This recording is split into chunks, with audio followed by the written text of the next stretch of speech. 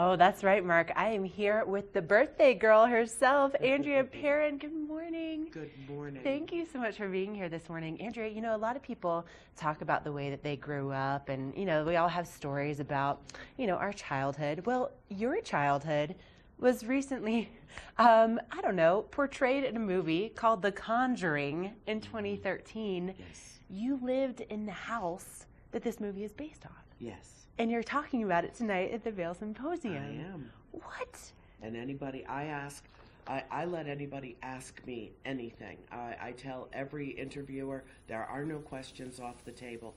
When you're talking about something that's as intense and compelling as this subject, you can't afford to, or at least I feel that I can't, ever say, oh, well, we're not going to discuss that. We're going to discuss everything, and I will answer every question point blank in your face, honestly. Oh my gosh. Okay, well, let's just get started then. So you moved into this house with your family. You're one of 5 girls. Yeah. And so when did you have the first experience with something paranormal? Within 5 minutes of moving into the farm, and yet we went to the farm over and over again.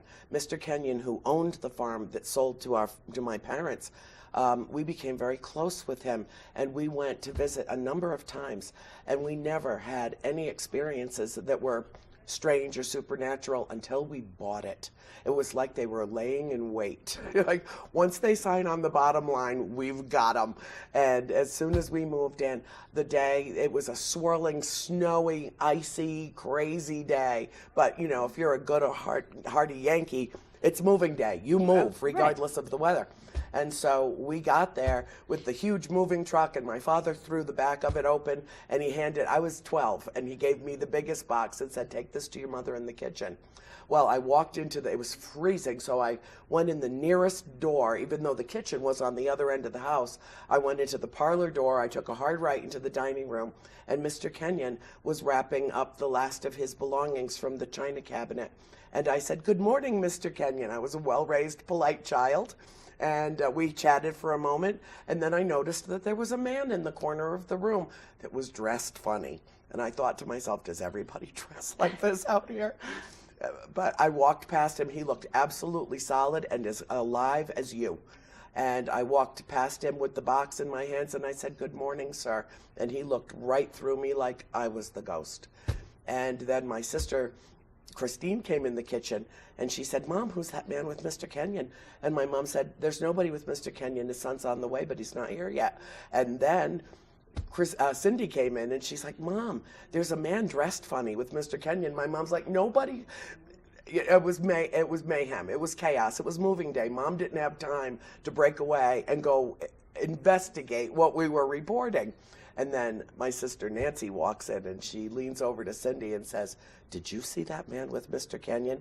I did, and he just disappeared. But the interesting thing is, about an hour later, he came back in the same position, he had his arms crossed and had a quirky grin on his face, one leg up on the wall. And my father was standing no more than 3 feet away from him, and he didn't see him. But really? We did. Oh my gosh. And that was the first clue about children being more open.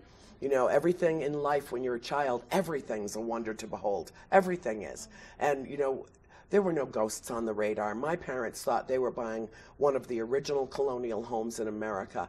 This house, the land was deeded in 1680. The house as it stands now was completed in 1736. 8 generations of one extended family lived and died in that house before we arrived. Wow. And a lot of them never left. Oh my gosh. Okay, so you're going to be talking about this at the Vail Symposium tonight. Yes. And so if you want to get tickets, go to vailsymposium.org. But before we let you go, there's one very prominent character in the movie The Conjuring, and someone that you named that was not just a man in the corner. Can you tell us about this very present character in your life? Yes, Bathsheba Sherman. Because of Mr. and Mrs. Warren investigating the house, which we didn't even know who they were when they showed up at the door. The movie's about 95% fiction. Okay. And Mrs. Warren walked in the house, and to her credit, plucked that name out of thin air. Wow.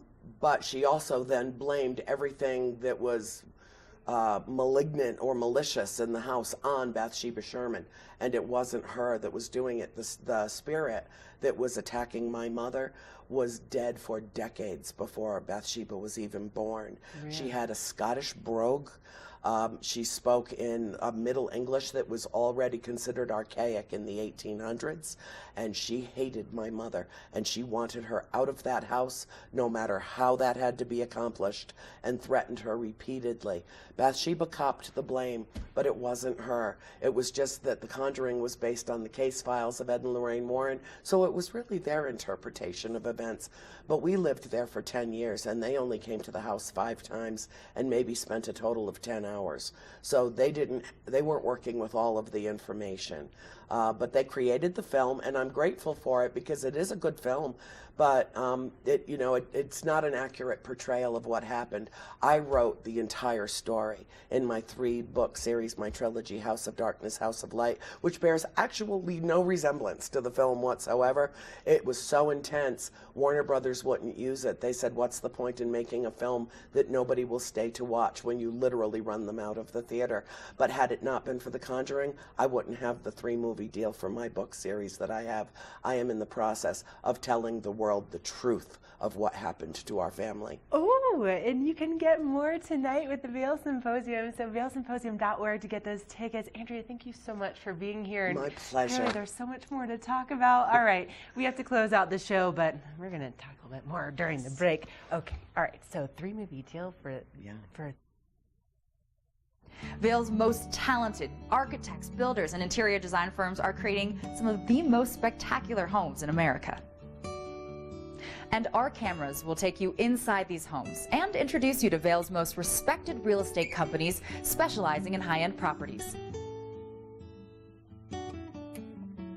Watch the Vail Home Show each day right here on Vail's TV 8 or online. And remember, you can catch this show on the web anytime at vailhomeshow.com.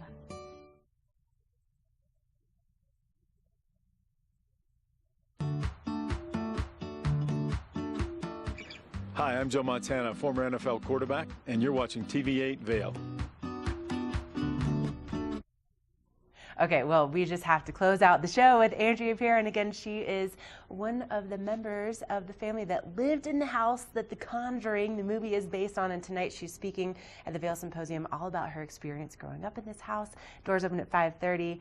It's at 6 at Hotel Talisa, so yes. vailsymposium.org. There's so much to talk about. Well, can you help me just tell everybody to come back tomorrow? We're live from 7 to 8 again. Yes, please, everyone join us again because we just scratched the surface this morning. Oh, I love this. You're so good at the teasing. All right, so tomorrow on the show, we have more in store for you, including more snow. We have some great interviews ahead, and we're going to keep you updated on what's going on this week here in the Vail Valley. So make sure to join us live at 7. Andrea, anything in the last 30 seconds that you can tease about tonight? Any good stories, big stories you're going to be telling tonight? What I'm going to talk about tonight is the incident that almost cost my mother her life and how important it is that people understand that there is real evil in the world. And once you accept that and choose to live in the light, it liberates you from fear. Okay, well, I can't follow that. That was amazing. Let's just end on that. Can we just end on that? We'll see you in the morning.